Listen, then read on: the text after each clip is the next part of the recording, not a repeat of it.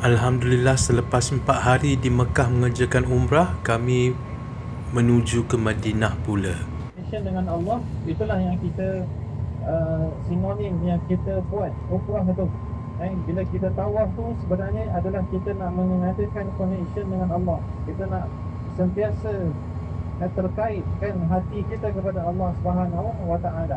Setiap apa-apa permasalahan kita minta kepada Allah sebagai apa yang kita mampu. Tetapi bila kita berusaha, kita tak dapat apa yang kita nak, insya-Allah Allah akan bagi yang lebih baik. Itulah yang berlaku kepada Siti Hajar. Dia berulang alik 7 kali berlari-lari anak di Safa Marwah, Safa Marwah, Safa Marwah. Dia telah usaha untuk mendapatkan air untuk Nabi Ismail yang kehausan. Susu badannya telah kering. Tala'al badru alaina, bermaksud cahaya bulan purnama telah terbit ke atas kami dari lembah Wadang. Mereka ibaratkan wajah Rasulullah sallallahu alaihi wasallam seperti bulan yang menerangi seluruh Madinah. Dan betul sejak hari itu Madinah tidak pernah sama lagi. Dari kota biasa, ia berubah menjadi kota cinta dan cahaya. Dan setiap kali kita datang ke sini, kita sebenarnya sedang menjejak tempat yang dulu menyambut baginda dengan senyuman dan lagu kasih. Malam tu, Fazil dengan Ustaz Hasan nyanyi Tala'al badru alaina. Mungkin gema suara itu sedang menyambung gema yang sama yang pernah menyambut Rasulullah lebih 1400 tahun yang dahulu. Alhamdulillah. Di sebelah kanan. Kat depan ni. Kat celah, tu dia nampak tak menara Masjid Nabawi di celah bangunan ni. Okey, sekarang tengok belah kiri, nampak menara Masjid Nabawi. Itu nampak belah kiri. Your destination is on the right. Yang Haji dah lama nak datang. Jadi gunakan masa yang terbaik, yang sebaik mungkin di sini. Kita tak lama Haji. Berapa? 4 hari 3 malam sahaja. Betul? 4 hari 3 malam. Maksudnya kita akan memalam satu besok, malam ni, kan? Malam satu lagi, 3 malam, betul lah? 3 malam. Ni sebelah ni ada lagi. Jadi hotel kita kat sini, jadi kita akan ke belakang masjid kita. Kita akan menghala ke belakang lah. Dan kita akan berada di depan kubah Nabi SAW. Cumanya kat sini Haji kena hati-hati, sebab dia ada kat sana ada line imam. Untuk mazhab Syafi'i, siapa yang solat depan imam tak sah. Jadi Haji jangan tengok orang-orang yang solat depan imam tu. Jangan ikut dia orang. Kita ada mazhab kita ikut mazhab Syafi'i. Dan majoriti mazhab pun tak membenarkan.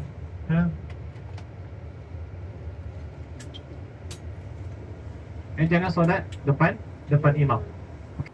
Perkara pertama yang kita buat bila kita sampai, Fazil nak kongsi satu perkara kecil tapi besar maknanya. Adab kita bila kita datang ke Madinah. Bila kita sampai ke Madinah, kita datang bukan sebagai pelancong, kita datang sebagai tetamu. Dan tuan rumah kita bukan orang biasa. Tuan rumah kita adalah Rasulullah sallallahu alaihi wasallam. Jadi sebelum kita ziarah ke mana-mana tempat di Madinah, kita ucapkan salam dengan penuh adab. Bukan sekadar lafaz di bibir, tapi salam yang datang dari hati. Kita masuk ke Masjid Nabi, kita pergi ziarah makam Nabi Rasulullah sallallahu alaihi wasallam. Kita sampaikan salam buat beliau. Yang ini Ustaz tunjuk adalah had marking Masjid Nabi yang asal lah. Dia berakhir di situ. Kita jalan terus ke lorong ni, kita akan jumpa makam Nabi sallallahu alaihi wasallam. Ini Ustaz cerita tentang mimbar Masjid Nabawi. Ini adalah bangunan asal, ruangan asal, bukan bangunan asal. Dia telah direnovasi dan sebagainya. Di dalam tu adalah raudah.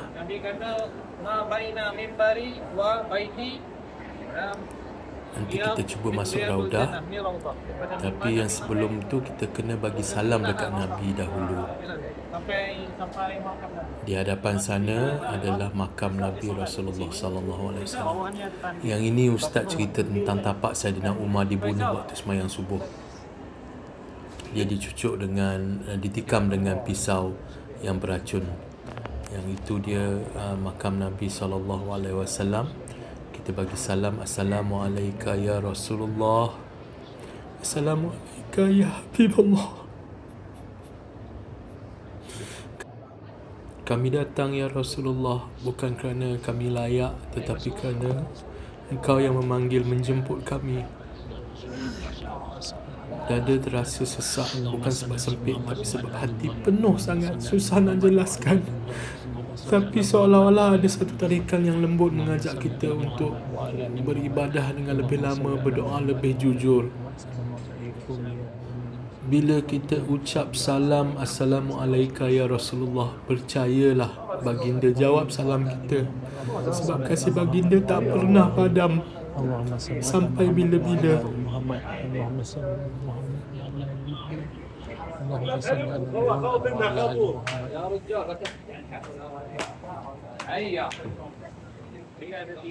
Ya Allah ya Syekh.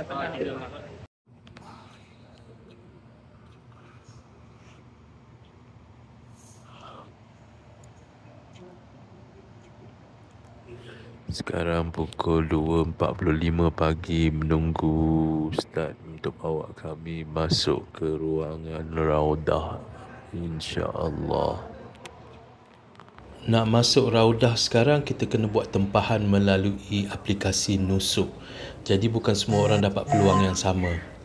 Kita kena pilih masa, tunggu giliran dan ikut kumpulan. Semuanya teratur. Setiap hari beribu-ribu hati yang datang nak berada di dalam taman kecil syurga ini. Masa giliran kami tiba, Fazil tengok Abah jalan perlahan, tak banyak cakap, cuma senyum. Jauh dalam hati Fazil tahu, dalam hati Abah banyak yang nak diucapkan, banyak yang nak diserahkan. Kami sempat solat sunat 2 rakaat di Raudah sebelum diarahkan keluar oleh para petugas. Alhamdulillah. Lepas tu kami tunggu waktu untuk solat subuh. Indahnya langit di Madinah, warna pink dan purple. Dan ini waktu payung Madinah dibuka, dan tengoklah langit Madinah sangat indah, sangat cantik sekali. Warna dia bukan biru, bukan jingga, tapi pink bercampur purple. Kita sekarang berada di Masjid Quba, masjid pertama dalam sejarah Islam. Masjid yang pertama didirikan oleh Nabi Muhammad SAW ketika beliau sampai buat hijrah. Antara fadilat bersolat di sini adalah sekiranya kita bagi ahli-ahli Madinah, di mana kalau kita ada wuduk, kita datang ke sini. Kalau dia bersolat di sini 2 rakaat, insya-Allah pahala yang dikurniakan kepada mereka adalah seumpama mengerjakan umpah. Antara fadilatnya, masjid ini dibina oleh Nabi Muhammad dan ini merupakan masjid pertama dalam sejarah Islam. Tapi time tu bukannya macam ini bentuknya. Dia bentuknya lebih orang kata apa, ringkas, ada dinding dengan atap, beratapkan daun kurma. Tetapi ini telah di-expansionkan, dia telah dicantikkan kemudiannya. Tetapi inilah tapak masjid pertama dalam sejarah Islam. Lepas tu waktu siangnya, kami dan jemaah lain dibawa ke area tarbiyah, salah satu ladang kurma yang terkenal dekat Madinah ni. Kat sini kita tengok sendiri macam mana kurma yang selalu kita makan waktu berbuka tu tumbuh dan dijaga dengan penuh kasih sayang. Panas je Fu, jangan cakap lah. Tapi subhanallah, dalam panas ni Allah tumbuhkan buah yang paling berkat, kurma. Bro, oh, tutup saya. Tutup bro Ustaz.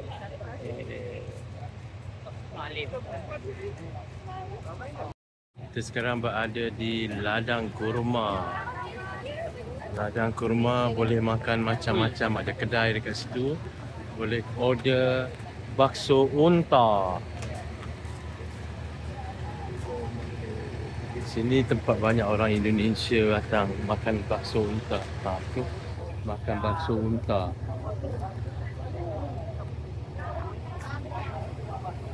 Ada coklat Arab, ada kurma, macam-macam jenis kurma ada.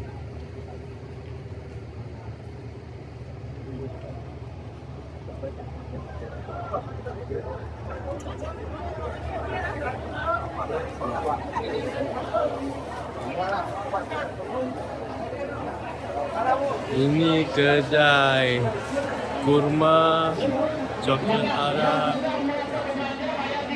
Wah, Akbar, juta-juta lah diorang buat ni. Kurma fresh,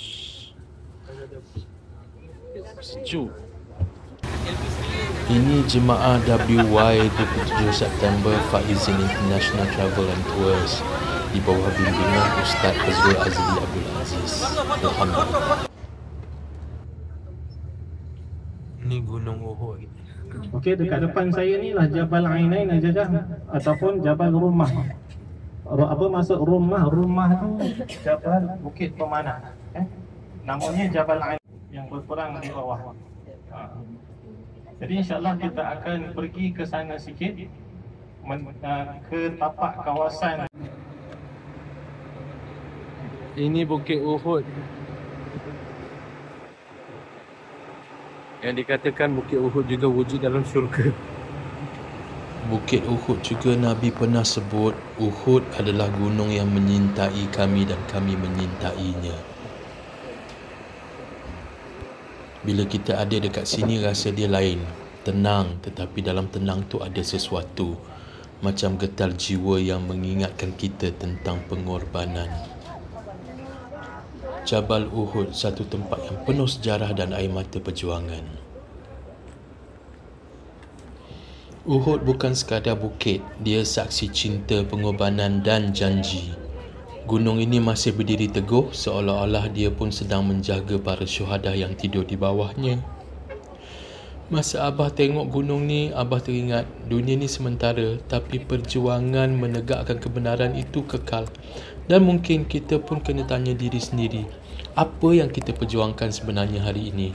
Dari kaki Gunung Uhud, Abah doakan semoga semangat para syuhada tetap hidup dalam diri kita, agar setiap langkah kita tak sia-sia kerana kita tahu agama itu dibina atas darah dan cinta mereka. Mengolatkan jenazah, maka dia akan dapat pahala 1 qirat. Jadi sahabat tanya, apakah qirat itu wahai Rasulullah? Qirat itu adalah sebesar bukit Uhud. Jadi dia yang solat setiap kali lepas solat fardu, solat jenazah kan. Jadi dapat pahala sebesar bukit Uhud. 6 km, lebar lebih kurang 3 km dan tinggi dia 1 km. Bukan ni je dia panjang lagi sampai ke belakang sini. Kalau kita ambil dari sini kita boleh nampak jauh lah. Kalau malam daripada Madinah tu dia orang dah letak lampu.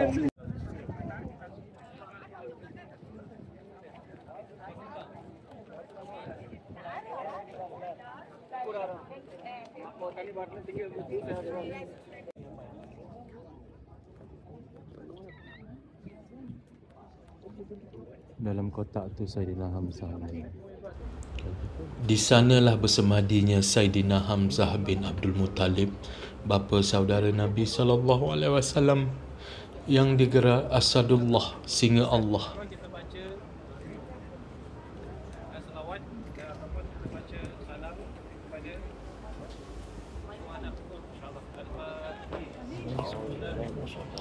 Lebih 70 para sahabat gugur di medan ini mempertahankan agama yang kita nikmati hari ini. Setiap batu, setiap pasir di Uhud ini jadi saksi darah dan air mata mereka. Kita terfikirlah masa tu tak ada kamera, tak ada nama besar, tapi Allah abadikan kisah mereka dalam sejarah Islam. Sebab ikhlasnya mereka lebih tinggi dari segala ganjaran di dunia ini.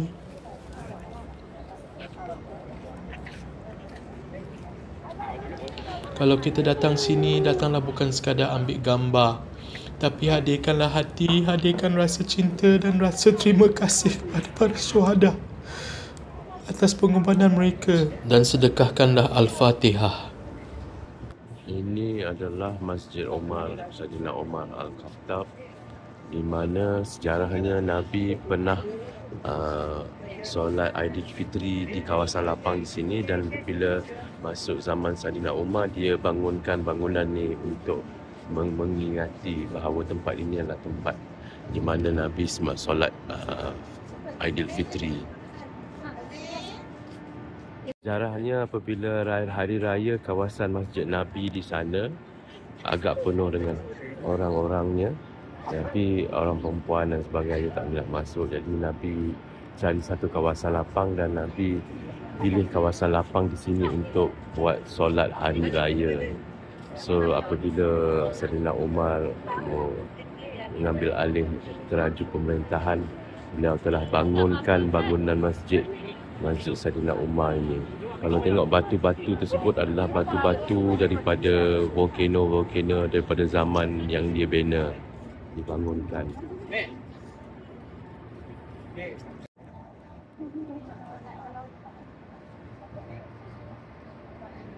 Yang matilah. Jadi bila sahabat mengadu kepada Nabi SAW, maka Nabi SAW pun mengajak para sahabat untuk solat, apa dia panggil? Solat minta hujan. Solat minta hujan aja. Istisqa tu untuk diturunkan hujan. Solat istisqa namanya. Jadi Nabi SAW solat istisqa di sini. Minta hujan. Dekat sini ada 3 peristiwa. Yang pertamanya adalah solat minta hujan. Ini yang pertama. Jadi bila Nabi SAW bersolat dengan para sahabat, masa dalam solat tu Nabi berdoa, pada ketika itulah hujan turun dengan lebat. Masa Nabi tengah solat berdoa minta kepada Allah tu, hujan turun dengan lebat. Jadi ada kalanya doa Nabi sangat mustajab. Bila Nabi minta terus turun. Macam peristiwa Masjid Qiblatain, Nabi minta berapa lama? 16 bulan. 16 bulan. Okay, apa yang kita boleh belajar? Bahawa doa tu wajib kita minta kepada Allah Subhanahu Wa Taala, tetapi kita kena kita kena redha ketentuan Allah bila nak makbulkan doa. Jadi bila kita berdoa tu kita tak macam memaksa Allah Subhanahu Wa Taala. Kerana kalau kita doa macam kita paksa Allah suruh kabulkan doa kita, itu nama dia dalam bahasa Arab su'ul adab. Apa maksud su'ul adab? Su. Maksudnya adab yang buruk. Allah Tuhan kita nak paksa siapa, kita nak paksa dia untuk tunaikan hajat kita.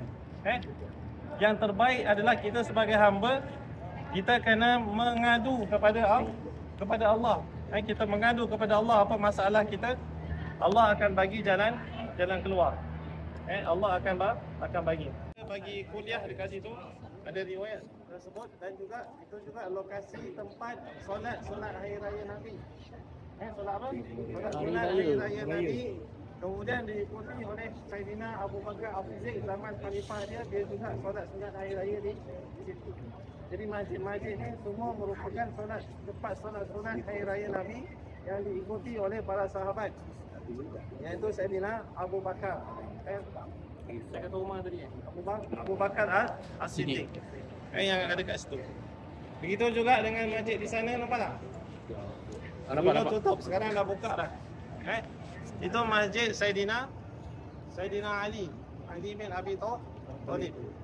Kat situ pun sama juga. Nabi pernah solat sunat hari raya di situ dan diikuti oleh Saidina Ali bin Abi Thalib. Jadi kita nampak ada masjid, ada banyak masjid kat situ. Padahal ini nampak ni kat mana? Dekat sini je. Kenapa ada banyak masjid? Kenapa ada banyak masjid?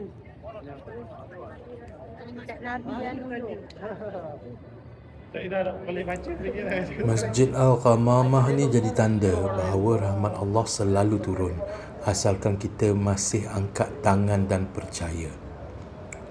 Macam awan dulu datang semula menaungi semua yang berzikir kat sini. Itu perasaan Fazil bila Fazil berada di sini. Kalau korang datang ke Madinah, jangan lupa singgah ke Masjid Al-Ghamamah ni. dan juga masjid-masjid yang berada di sekitar Masjid Nabawi. Banyak masjid-masjid di sini. Ni semua kalau yang macam pemberian ni. Pasar dia buat macam khemah kan. Macam pasar malam lah. Macam pasar malam semua buat kat sini. Dulu pasar Madinah dulu kat sini. Pasar zaman Nabi pun pasar tu kat sini. Tapi kenapa telah diarahkan tutup? Kerana bila orang solat, orang sibuk lagi melontar. Kan? Dengan peniaga tak tutup kedai, sebab kan dia kena tutup kedai. Bila dia azan je dia kena tutup. Tapi sebabkan orang ramai nak beli, jadi dia tak tutup. Orang tengah solat kat sana, Allahu Akbar, kat sini dia tengah Melontar. Ria, Dina. Okey, jadi pasar tu di arah tu dia dah tutup. Minum, santai-santai duduk dekat situ. Dia ada kawasan pokok. Dengan ahli keluarga lah. Sakifah ni macam setiap bani tu dia ada dia punya taman-taman dia sendiri. Jadi Sakifah Bani Sa'idah ni daripada Bani Sa'idah, dia punya tempat santai dia dekat sana.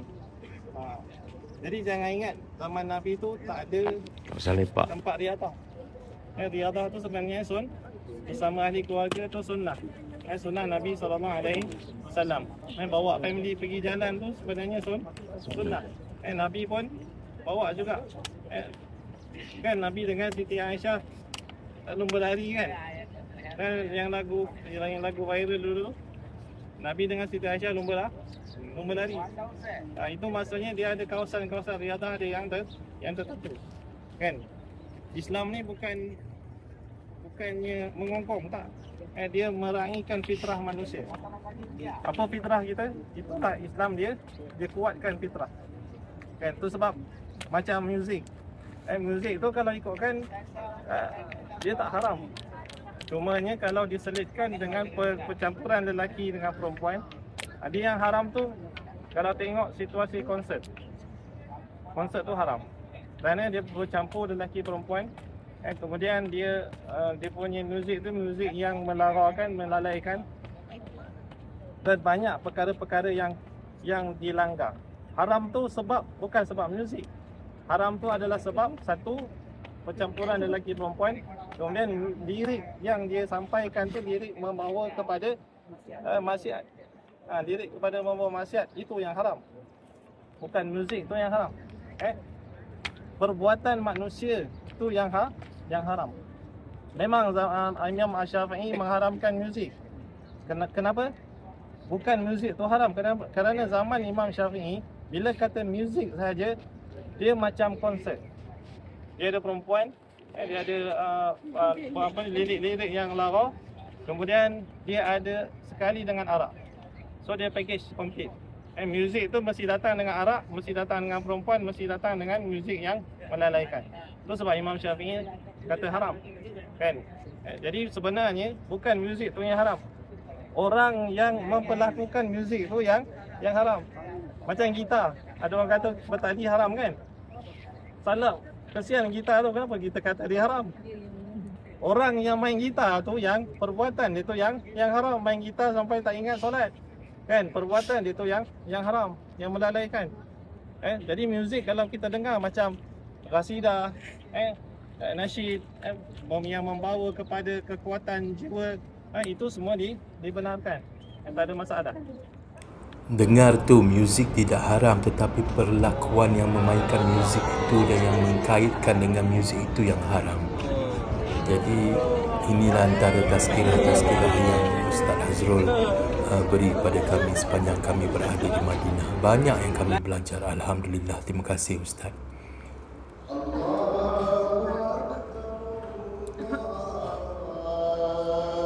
Kami berkesempatan untuk solat Jumaat di Madinah berdekatan dengan jasad Nabi Muhammad SAW. Alhamdulillah.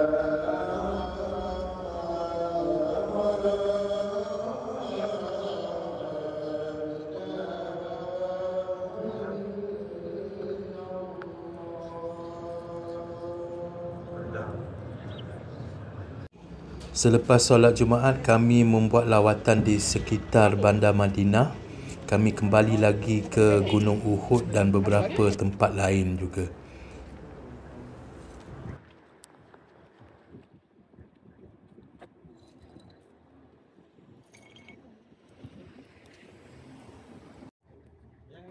Situ ada pertahanan. Itulah dia. Gua di belakang sana tu adalah tempat Nabi dan para sahabat berlindung daripada Abu Sufyan dan Khalid Al-Walid yang datang menyerang semasa perang Uhud.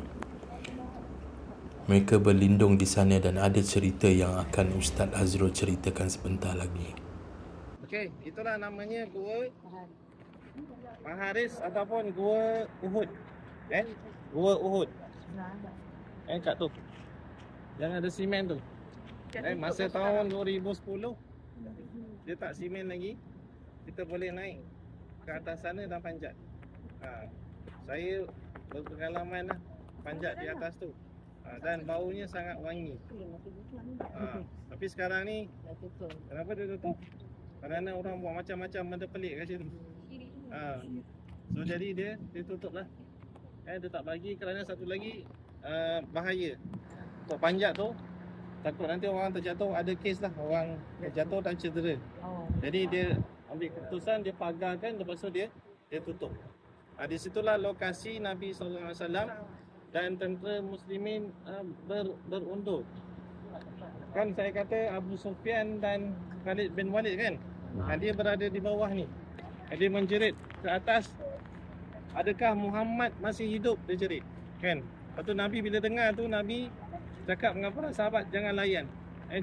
Jangan layan, buat tak tahu saja.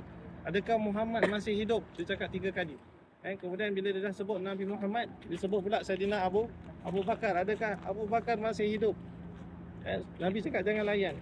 Tetapi bila dia sebut nama Omar masa tu dah menggigil lah.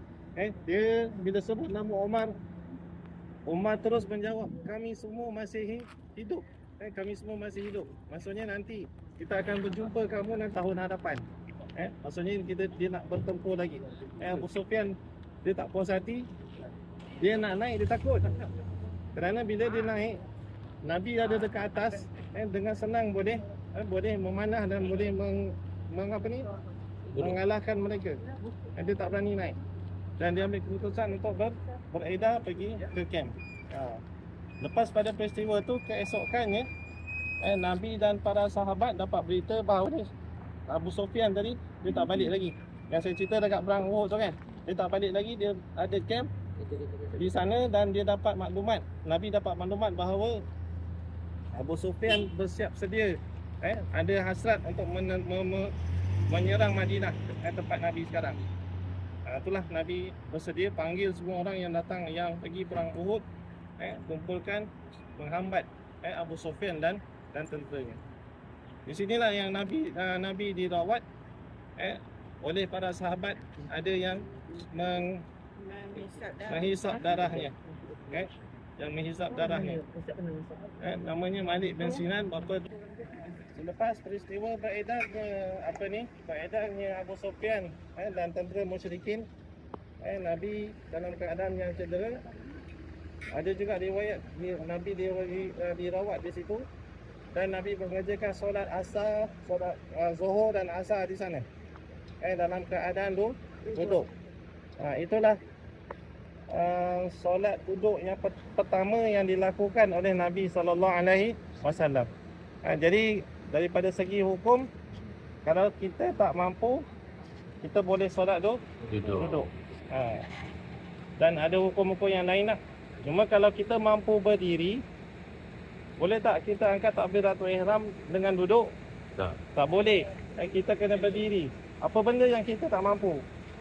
Kaki tak boleh lipat kan? Maksudnya tak boleh sujud. Sujud tu je kita dibenarkan untuk duduk. Yang lain boleh buat. Kalau rokok boleh buat dalam keadaan biasa, berdiri boleh buat dalam keadaan biasa. Hanya sujud sahaja. Kerana bila tak sujud tak boleh nak naik, kan? Sebab kaki ada masalah lutut. Tetapi Nabi dalam keadaan yang lemah ketika itu, Nabi solat duduk. Sahabat-sahabat yang lain pun ikut solat duduk. Jadi lokasi dia di situ.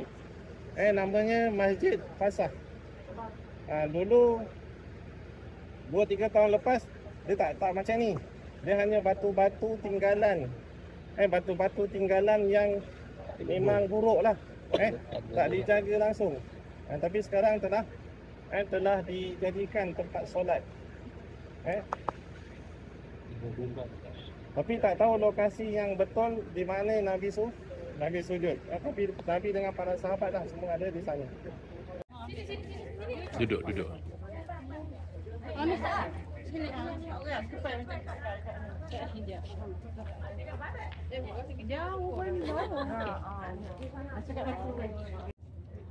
Satu, dua, tiga.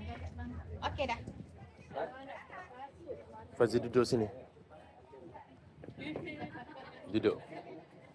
Macam solat tapi duduk. Tengok sini.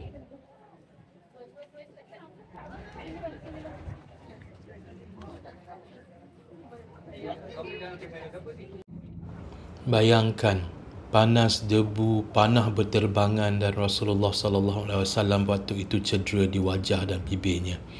Dan para sahabat yang setia seperti Saidina Abu Bakar, Talhah bin Ubaidillah dan Sa'ad ibni Abi Waqqas menjaga baginda di gua kecil inilah. Di tempat sempit macam inilah mereka tak minta perlindungan dari dunia tetapi dari Allah. Dan Allah lindungi mereka. Mungkin inilah batu yang dulu jadi saksi air mata, darah dan doa para sahabat. Uthmaniyah memerintah Islam dulu lama. 2000 tahun. 2000 tahun. Dia tak buka. Dia dalam proses renovation. Kat mana telaga Hujaim tu? Kat sana tu. Kat sana. Telaga tu. Pun Nabi SAW pernah minum dan Nabi pernah solat di sini. Berjumpa dengan para sahabat, 2 orang sahabat tadi, Abbad dengan salah seorang lagi sahabat pernah bersolat di sini. Dan ketika mana mereka berpisah ke arah rumah masing-masing, tongkat dia menyala. Itu sebab nama tempat ni dinamakan Masjid An-Nur ataupun Masjid Misbah. Jadi kita boleh tengok macam ni je lah. Tak berpeluang nak masuk sebab nampak batu-batu tu kan. Dia dalam proses renovation untuk naik taraf. Telaga tu pun dah lama dah dia tak buka. Tapi yang ni dia baru tutup ni. Kalau dia ada, dulu ada signboard kat situ tapi dia dah cabut kan. Macam orang lama lah. Dia letak jaring ni supaya orang tak jatuh bawah tu. Dia ada lubang ni masukkan. Ni kat sini. Dia punya ni dia dah pecahkan. Dia dah pecahkan. Minyak tak keluar. Tak apalah, tutup Ustaz. Dah sampai sini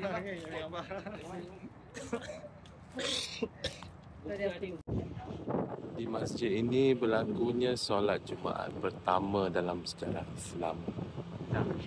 Sebab dekat Mekah, Nabi dan pengikut-pengikut Nabi Muhammad SAW ditentang oleh pihak musyrikin tak boleh nak buat solat Jumaat. Di Madinah, di sinilah tempatnya beliau menyediakan solat Jumaat yang pertama. Beliau bertolak daripada Masjid Quba menghala ke Masjid Nabawi. Berhenti solat zuhur di sini. Kebetulan hari itu hari Jumaat, jadi beliau melakukan solat Jumaat yang pertama sekali dalam sejarah Islam. Di sini Masjid Jumaat.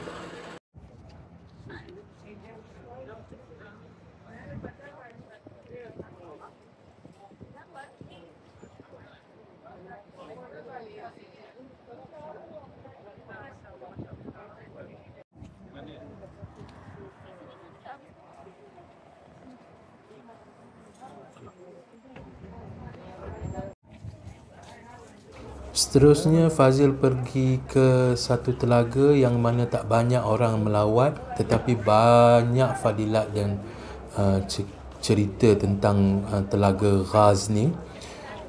Nabi pernah minum di sini dan baginda pernah bersabda, apabila aku wafat, mandikanlah jasadku dengan air dari telaga Ghaz. So hadis riwayat Abu Daud. Jadi air daripada telaga Ghaz ni telah pun dijadikan air mandian kepada jenazah Nabi SAW. Dan dikatakan Nabi pernah berkata rasa airnya sangat manis seakan-akan air daripada syurga. Bayangkan air dari telaga inilah yang pernah menyentuh tubuh suci Rasulullah SAW. Air yang pernah baginda minum dan air yang baginda doakan agar menjadi telaga rahmat. Telaga Ghaz ni airnya paling sejuk dan paling jernih di Madinah. Bukan sebab mata airnya, tapi sebab doa baginda Rasulullah sallallahu alaihi wasallam yang menjadikan air ini begitu. Alhamdulillah.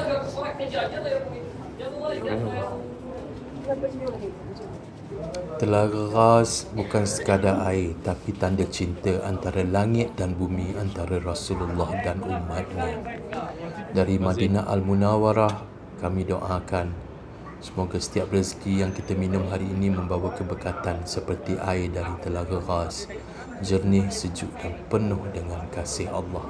InsyaAllah.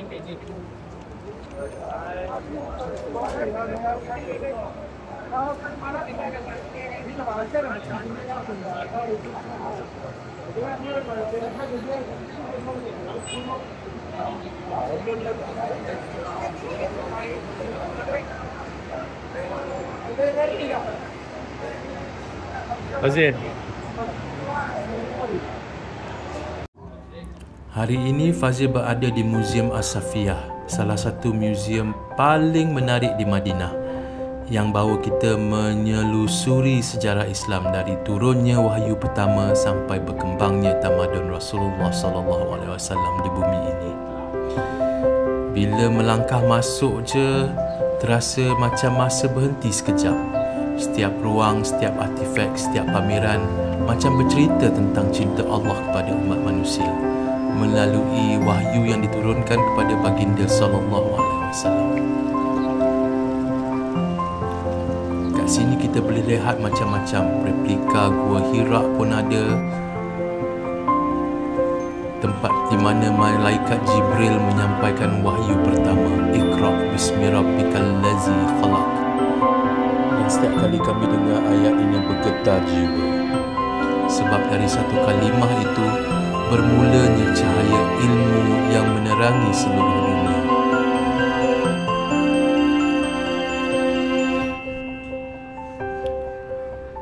Muzium ni bukan sekadar mempamerkan barangan sejarah, tetapi seolah-olah mengingatkan kita betapa Islam dibina di atas ilmu, kasih sayang dan perjuangan. Setiap helaian yang kita baca hari ini datangnya dari pengorbanan dan titisan air mata para sahabat.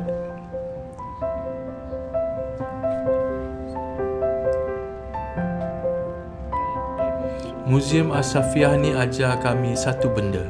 Kita bukan sekadar pengunjung sejarah, tetapi penyambung kisah.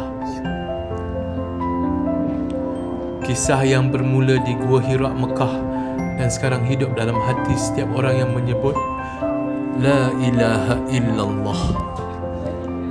Kalau kita datang ke Madinah, luangkan masa di sini. Bukan sekadar tengok sejarah, tapi merasa bagaimana Allah memelihara cahaya wahyu sampai ke hari ini. Dari Muzium As-Safiyah Madinah Al-Munawwarah, kami doakan semoga hati kita semua sentiasa hidup dengan cahaya ilmu dan kasih Rasulullah sallallahu alaihi wasallam. Dan kami doakan semoga kepada semua yang melihat video ini untuk dijemput datang ke Madinah dan juga Mekah, insya-Allah, untuk menunaikan umrah ataupun haji.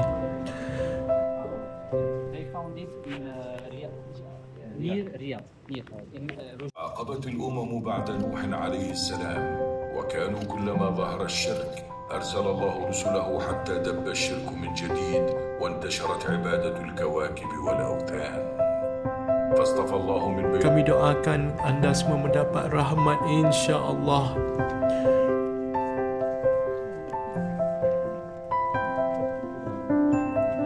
Dan kita semua dikurniakan syurga oleh Allah Subhanahu wa taala. Amin, amin, amin ya rabbal alamin. Abah doakan kita semua mati dalam husnul khatimah, dijauhkan daripada siksa kubur, siksa padang mahsyar, supaya kita melintas titian sirat sepantas kilat dan dimasukkan ke dalam syurga Allah Subhanahu wa taala tanpa hisab dan dijauhkan daripada azab api neraka. Amin, amin ya rabbal alamin. Demikianlah perjalanan kami sekeluarga ke Madinah dan Mekah. semoga anda semua juga dijemput datang ke sini nanti juga, insya-Allah. Ya Allah, jadikanlah kami hamba-Mu yang mendengar dengan hati dan mengamalkan yang terbaik daripada setiap ilmu dan nasihat. Kurniakanlah kami rezeki yang halal lagi berkat, hati yang tenang dan cinta yang kekal kepada Rasulullah sallallahu alaihi wasallam. Lindungilah kami dalam setiap langkah dan temukanlah kami semula di tanah suci ini dengan hati yang lebih bersih, lebih ikhlas dan lebih mencintai-Mu ya Allah. Amin ya rabbal alamin. Dari Madinah Al-Munawwarah kami mohon diri, semoga perjalanan ini jadi asbab bertambahnya cinta dan rindu kita kepada Rasulullah sallallahu alaihi wasallam. Kami akhiri dengan Assalamualaikum warahmatullahi wabarakatuh.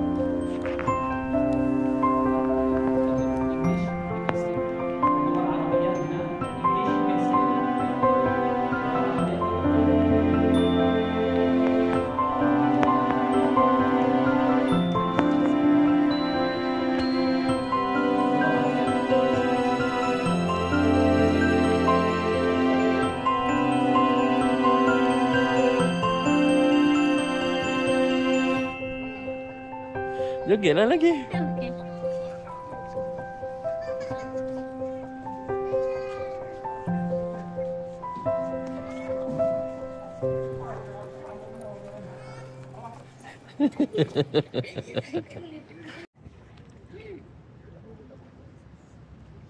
Amboi. Happy dia joget. Ni joget apa ni? Head dance. Ha? Head dance. Habis dah aiskrim?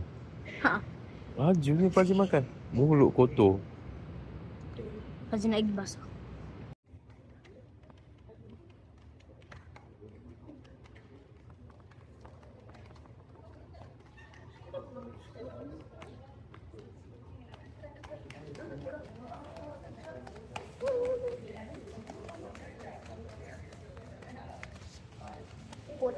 السادة المسافرين نود التنويه بأنه لا يسمح بحمل المواد. Nanti kita jumpa lagi di Madinah. Assalamualaikum.